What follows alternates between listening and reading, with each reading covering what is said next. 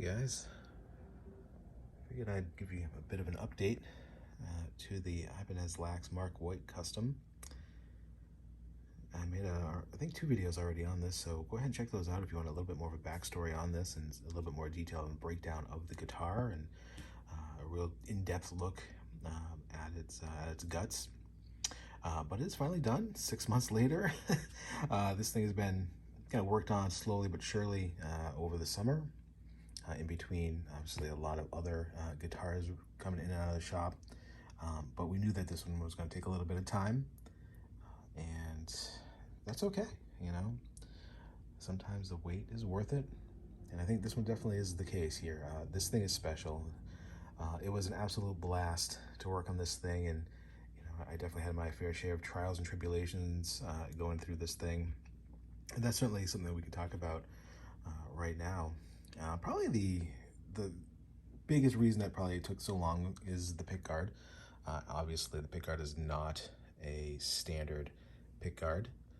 I have a bunch of 550 original pick guards, left-handed ones, and none of them fit this. They were never meant to. This thing, as you can tell, is a custom body designed after the 550, but obviously a hardtail bridge and no neck pickup. So things are a little bit shifted and different on this body enough, even the screw hole pattern, that no other pickguard could possibly be made except for one that is custom to it, and that's exactly what happened.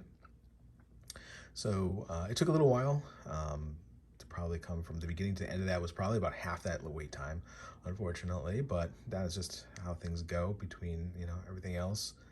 So I ended up having a prototype pickguard made by our good buddy Paul, who runs another awesome custom shop. Then we sent it off to Pickguard Paradise, who specialize in like really copying it perfectly, and no fault of Paul's. He makes the normal ones, the 550s, and all the rear stuff, perfectly fine. But when it comes to this one was I don't know, maybe a little beyond his ability, but for now, but it's all good. With his help, we were able to get the shape correct, the layout correct, and actually have something to send to Pickguard Paradise over in California, so that they had an example of what I was looking for with my notes. And it was quite a process. I actually ended up talking with them on the phone and kind of going over the details of it. And those guys over there, Chandler Music, such a fantastic group of folks over there. This would be the second pickguard that I've had them make for me, but obviously I know a bunch of other people that they've made pickguards for, and at this point, they're 2 for 2 with making amazing pickguards, and I would absolutely never go to anybody else. In fact, I sent them some pictures of this because I know they were quite excited to see it, so I'm curious to see what their response is. But yeah, that was really the challenge. Like I said, they knocked it out of the park. Between them both, we were able to come up with something that works perfectly fine, as you can see, and everything fit fine without any issues at all. I mean, really, absolutely dead on perfect. Could not ask for anything better. So yeah, that was the biggest hurdle. Then of course, electronics. We're doing all that now that I had the pickguard. We had a plan in place. I was working on it slowly, but very, very detailed, as you will see soon enough with that, because I just go crazy and overboard with everything that I do. But you'll see, it's worth it. The fretboard was leveled, crowned, and polished like I normally do. The next biggest hurdle that I ran into with this, outside of just the labor-intensive back-end work with electronics, was the nut, and it didn't end up starting to be the nut. So when I first got it tuned and set up, not tuned, but set up actually with the test strings, because with something like this where it's been sitting offline for so long and in pieces for so long, I always have a sacrificial setup set, because it's going to take a lot of tweaking. In fact, when I undid the sacrificial set, it broke on me. Like, that's how much undoing and redoing and undoing and adjusting that I did, where I actually snapped an Ernie ball set right up here. It was pretty funny. I was like, it gave up the ghost right at the end, but hey, it lasted exactly as long as I needed. So these are NYXL D'Addarios, but and they're just as fine as well. So yeah, so the nut, right? So the nut had some, well, I didn't originally realize it was a weird nut issue. So what was happening was I was getting the string, you know, up and running, and there was just this like, and I should have taken a video of it. This like literally sounded like a sitar, that sympathetic ring that was hitting the octaves. I mean, it was just so noticeable. And I'm going over everything to figure out. I thought maybe it was this. Maybe it was hitting and vibrating right here. Maybe it was hitting on a fret, or somewhere along that chain. And through elimination, I determined that it was actually the nut slot for the high E string was cut not flush. So like the shelf of it was not cut flush. I think what was happening was it was slightly at an angle, so the string was not sitting completely across the nut, and it was vibrating right in there. It was ringing unlike anything I've ever heard. I don't know, maybe it was because of the combination of this metal base, because usually nuts like this don't have a metal base. So but it was a simple fix. Just ran I think it was like a 12 thou gauge with some emery paper on it. Threw that a little bit and just fixed it right up and went away in 2 seconds. So that was the second. That one took me about a day to figure out, because there was a lot of back and forth, like slightly panicking trying to figure out what that was, because I certainly did not think it was going to be the frets, because I made sure that these frets were absolutely level. So yeah, so that was crazy, but we solved it. No big deal there. But after that, everything set up fine. It's right now, it's currently in drop D, and it sounds fantastic. I can't wait to see what the owner thinks of it, and through their system, see how much they like it. So yeah, curious. So to the electronics section. Well, we'll go back to like the body and stuff. I didn't really do anything to the body. I'm not a paint guy, unfortunately. I'm just not set up for that sort of stuff.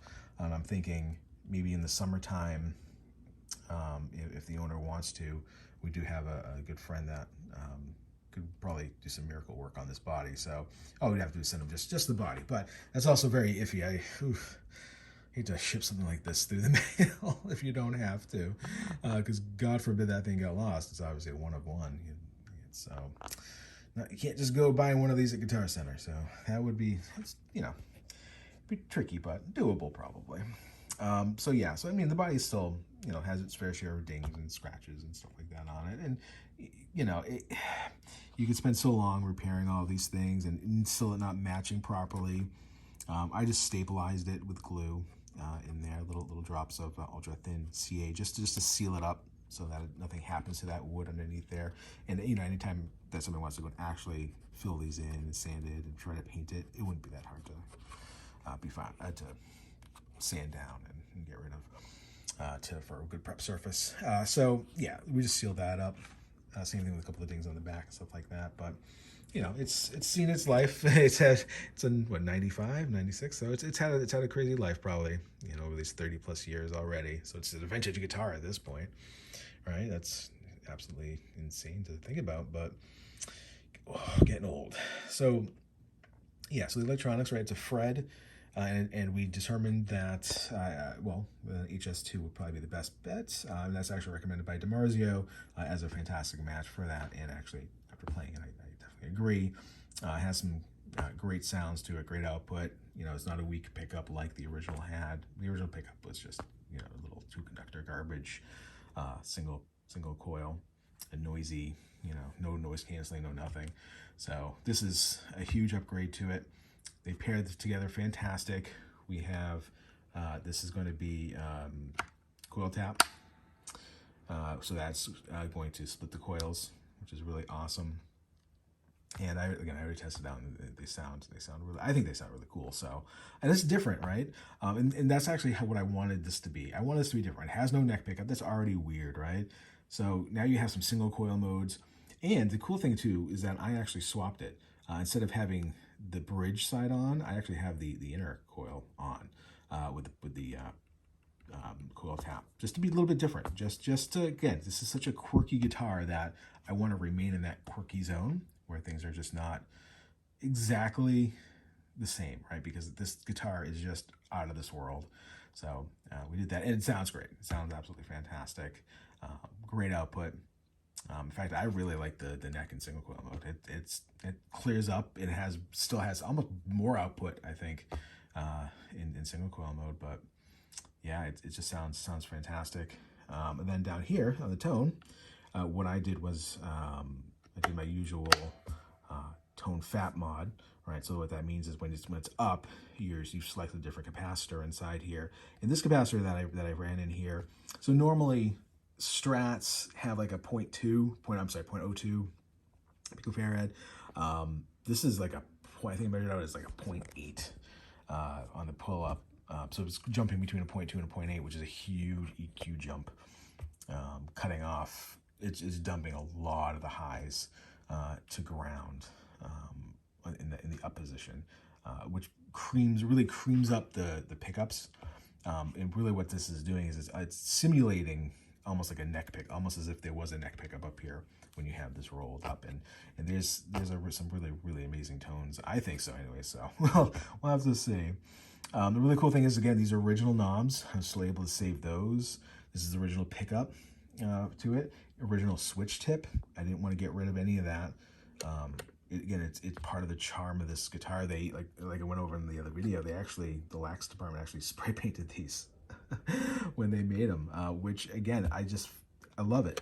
I love it so much, and it's just a very resonant guitar. I mean, it is loud, unplugged, and a lot of that I think has to just do with the far more mass in this body that a normal 550 would normally not have, because again, there's no tremolo system. So you have probably 10, 15%, 20% more wood in this body, maybe even more, probably even more, because there's no neck pickup either. So you have no cutouts here, right? And a 550 would also be front routed, so you'd have even more routing and cutout here. So this body probably has somewhere in the range of 20 to 30% more wood than any other 550.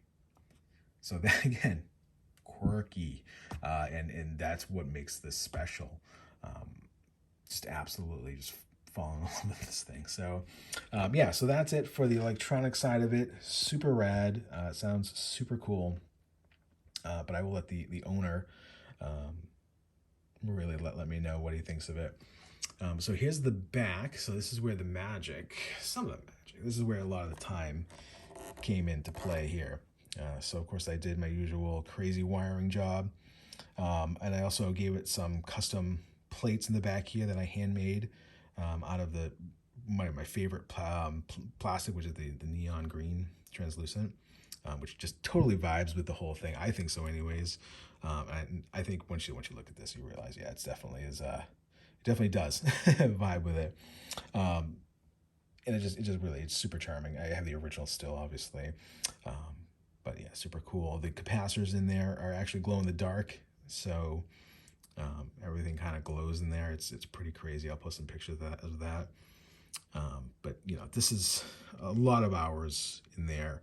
I have a lot of photos that I will end up posting. I just wanted the owner to see this in person first before I show anybody else, because I like to leave some surprises.